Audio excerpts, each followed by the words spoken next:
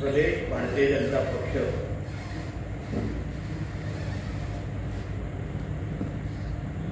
च्या वतीने महाराष्ट्र राज्याच्या प्रत्येक जिल्ह्यामध्ये अशा पद्धतीची पत्रकार परिषद नियोजित करण्यात आलेली आहे।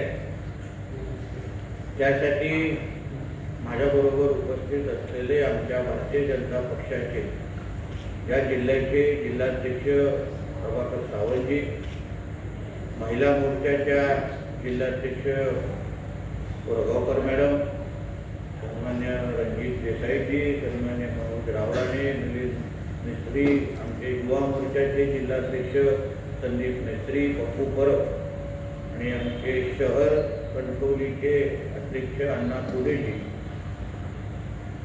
या माझ्या सगळ्याच सहकाऱ्यांच्या उपस्थितीमध्ये आमच्या महाराष्ट्र राज्यामध्ये महायुतीचं सरकार आदरणीय देवेंद्र फडणवीस साहेबांच्या नेतृत्वात असलेलं हे महायुतीचं सरकार हे शेतकऱ्यांच्या दृष्टिकोनातून जे ऐतिहासिक निर्णय घेत चाललेला आहे त्याची माहिती देण्यासाठी ही पत्रकार परिषद आज आयोजित केलेली आहे। महाराष्ट्राच्या इतिहासामध्ये असंख्य सरकार आली आणि गेली आणि प्रत्येकाने आपल्या आपल्या पद्धतीने महाराष्ट्राच्या शेतकऱ्यांना साठी महत्त्वाकांक्षी निर्णय घेण्याचा प्रयत्न केला, पण इतिहासामध्ये असं पहिल्यांदाच झालेलं आहे की महाराष्ट्र राज्याचे मुख्यमंत्री यांच्या नेतृत्वात आदरणीय देवेंद्र फडणवीस यांच्या नेतृत्वात 2 वेळा शेतकऱ्यांसाठी कर्जमुक्तीची योजना जाहीर झालेली आहे। पहिलं कर्जमाफी जी श्री छत्रपती शिवाजी महाराज शेतकरी कर्जमुक्ती योजना ही जवळपास 38,000 कोटीची होती आणि दुसरी कर्जमाफी ही पुण्यश्लोक अहिल्यादेवी होळकर शेतकरी कर्जमुक्ती योजना ही जवळपास 56 लाख शेतकऱ्यांसाठी सुमारे 42,000 कोटींची कर्जमुक्ती योजना आमच्या महायुतीच्या सरकारने जाहीर केलेली आहे। म्हणून आतापर्यंत असंख्य शेतकरी बांधवांसाठी बोलणारे बाजू घेणारे नेते मंडळी हे फक्त बोलत राहिले, पण खऱ्या अर्थाने शेतकऱ्यांना न्याय कोणी दिला असेल, शेतकऱ्यांसाठी त्यांच्या बरोबर त्यांच्या पाठीराखा म्हणून कोण उभं राहिला असेल तर ते मुख्यमंत्री आदरणीय देवेंद्र फडणवीस साहेबच आहेत, ज्यांनी शब्दापलीकडे जाऊन कृतीतून अशा ऐतिहासिक अशा कर्जमुक्तीच्या योजना जाहीर करून आज वातावरणामध्ये होणाऱ्या बदलाच्या मुळे त्रस्त असणारा आमचा शेतकरी एल निनो सारखा इफेक्ट असल्यामुळे त्रस्त असलेला आमचा शेतकरी बळीराजा त्याला खऱ्या अर्थाने ताकद देण्याचं काम आमच्या या महायुतीच्या सरकारने केलेलं आहे।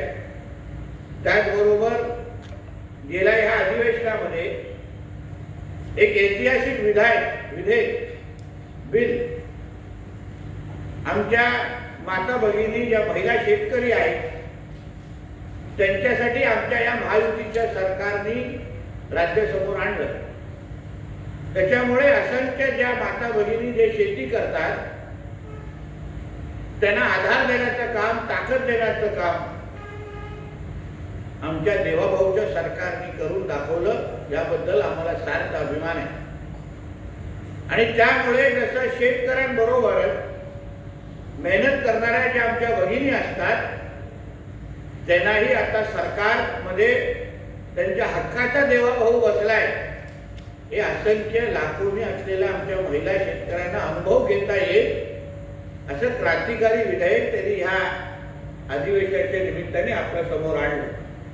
त्याचबरोबर जलयुक्त शिवार सारख्या योजना, शेतकऱ्यांसाठी 7.5 HP पर्यंत कृषी पंपाची वीज माफी व 12 तास वीज अशा पद्धतीच्या महत्त्वाकांक्षी निर्णयही आमच्या देवाभाऊच्या सरकारने घेतलेले आहेत। मागील त्या शेतकऱ्याला शेततळे केंद्र सरकारने जसं 6,000 शेतकरी सन्मान योजना देण्याचं ठरवलं होतं निधी, तेवढंच 6,000 आता आपण राज्य सरकारकडून पण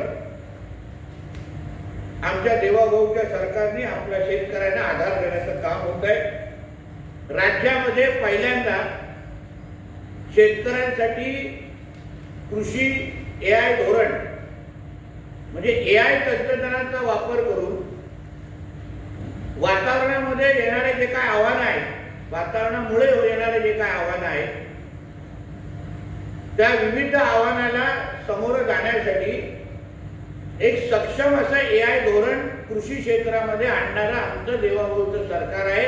आणि त्याच्यामुळे त्याचे जे काही इफेक्ट म्हणा किंवा त्याचे जे फायदे म्हणा ते येणाऱ्या वर्षांमध्ये तुम्हाला शेतकरी बांधवांना मिळत असताना आपल्याला दिसणार आहे।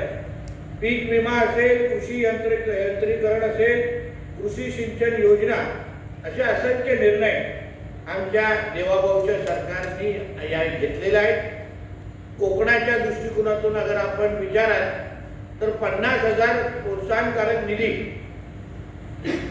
ही आपल्याला त्या नियमित कर्ज भरणारे जे शेतकरी आहेत त्यांच्यासाठी आमच्या देवाभाऊच्या सरकारने परत एकदा त्या बाबतीमध्ये उपलब्धता करून दिलेली आहे। या विविध फायदे मिळत असताना तोही फायदा आमच्या शेतकरी बांधवांना जे नियमित कर्ज भरतात, प्रामुख्याने कोकणातले जरी शेतकरी असतात, त्यांनाही त्याचा फायदा निश्चित पद्धतीने भेटेल असा त्यांचा मंत्रिमंडळातला एक सहकारी म्हणून मी स्वतः त्या गोष्टीचा अनुभवतोय।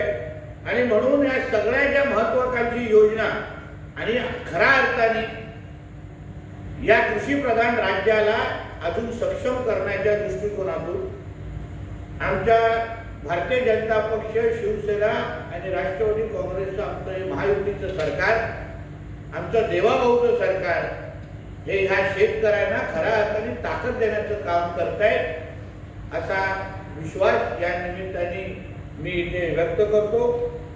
अशा आता अजून 3-3.5 वर्ष आहेत, अजूनही महत्त्वाकांक्षी निर्णय घेण्याच्या दृष्टिकोनातून हालचाली सुरू आहेत। मला विश्वास आहे हे 5 वर्ष आमच्या शेतकरी बांधवांच्या आयुष्यातले महत्त्वाचे 5 वर्ष निश्चित पद्धतीने ठरतील।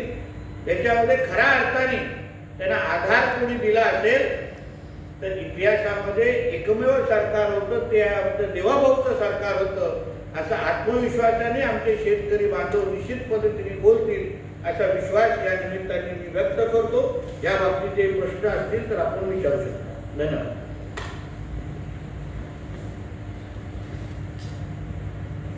असे आमचे दररोजचे नवनवीन व्हिडिओ पाहण्यासाठी आमचा लोकसंवाद लाईव्ह यूट्यूब चॅनल लाईक आणि सबस्क्राईब करा।